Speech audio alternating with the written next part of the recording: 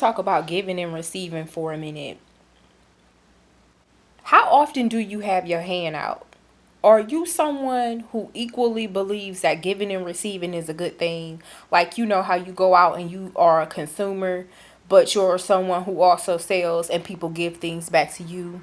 You give out money and money is given back to you. It's reciprocated, whether it's being a consumer out here in businesses in the streets, or if it's someone, you lend money and then, a friend might lend you some money when you need it.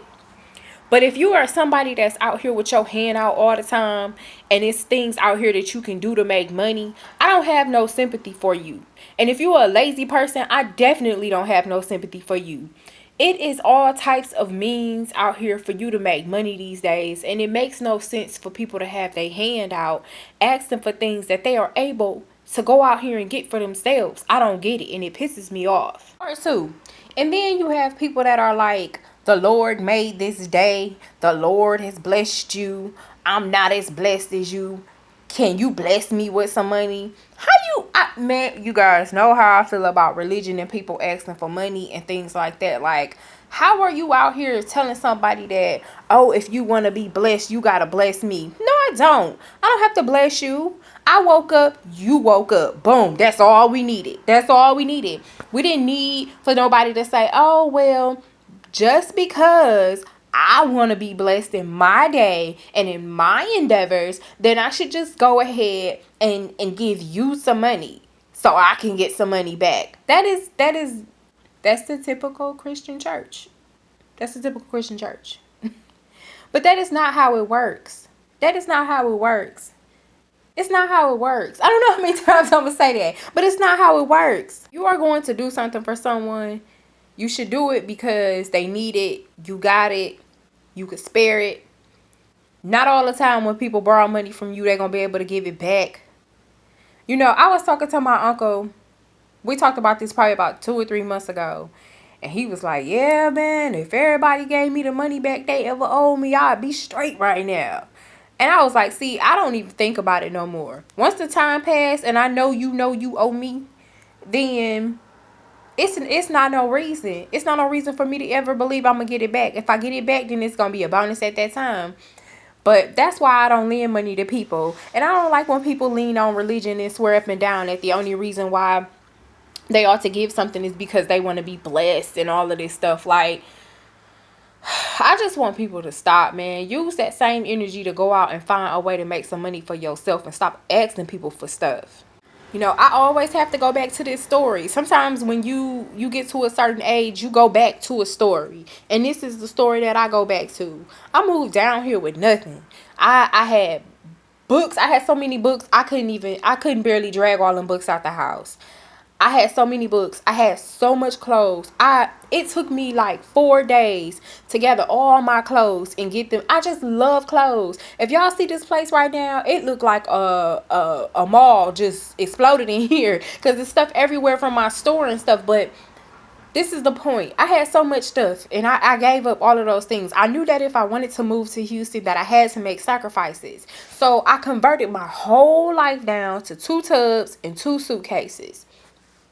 So when I moved here, I was limited on what I had. And so sometimes you have to make those sacrifices in order to get to the next level, to get to a better way. And in order for you to get to the next level, you're going to have to sacrifice something. It's something that you're going to have to give up that you don't want to give up. I tell people these like, oh, I know this lady. Oh, my God, I used to work with this lady. And she used to complain about her car note all the time. But every day she came in with a Starbucks Frappuccino. She was always talking about how she had to have the best powder on her acrylic and this and this and that. And I'm like, well, look at the things that you engage yourself in. Because she was like, well, you seem to be a frugal person and blah, blah, blah, blah, blah. And I was like, I am frugal. I'm not coming to work in a $200 or $300 purse. This is the job. And 9 times out of 10, we got to sit this purse down somewhere. Pick and choose your battles. Pick and choose what you're going to do. I'm not saying there's nothing wrong with you owning a $800, even $1,200, $2,400 purse. Just know when you need to carry it. Know when you're supposed to do it. And life is about having a balance. You have to have a balance, man. And people don't want that sacrifice. They don't want to figure out what that balance is, but they want to put their hand out and ask people for stuff. I don't get it. And it bothers me. It bothers me. Because I feel like this. I've been down here 13 years. It'll be 13 years this year.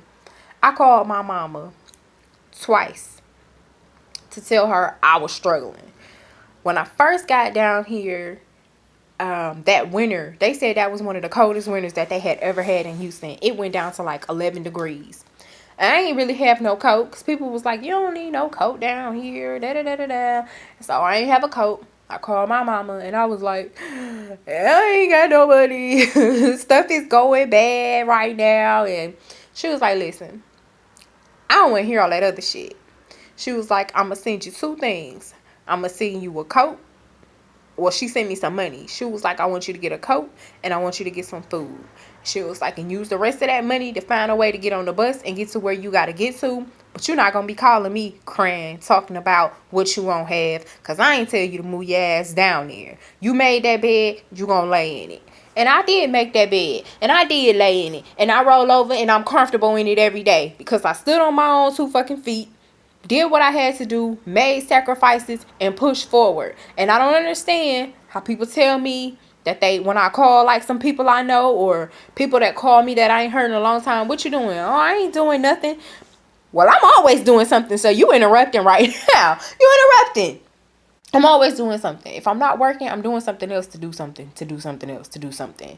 You know what I mean? Just push yourself. Why aren't you pushing yourself to the next level? I don't get it.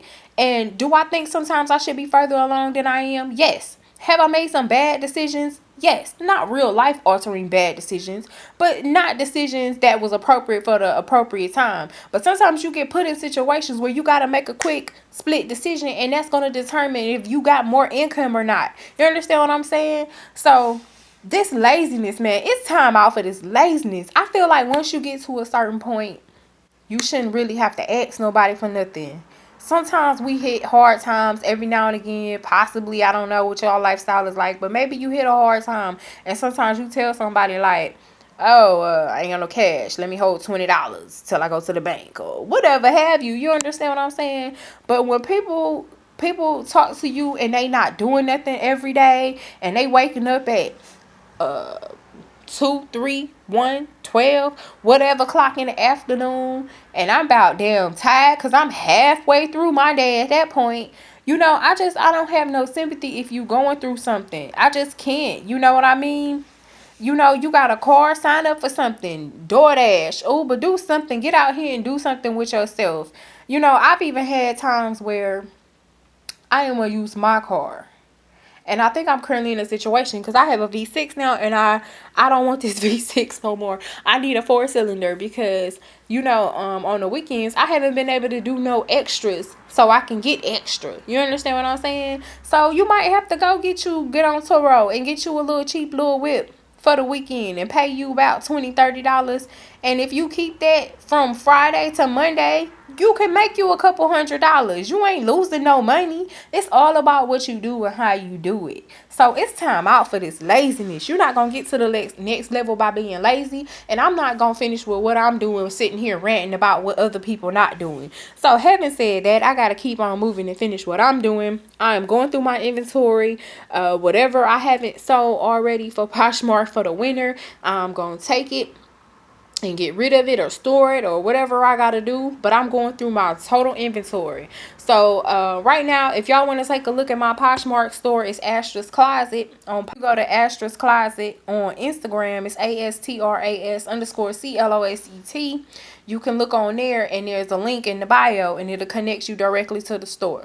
So I got a lot of new spring things on there, a lot of good brands, some cute sandals and stuff that I have. So all is well with that. So peace and blessings to you. Don't be lazy. Just try to figure out ways to make money. Don't have your hand out, please. It's so unbecoming and it doesn't make you look good as a hustler. It doesn't make you look good as a grinder or a grown person. So peace and blessings.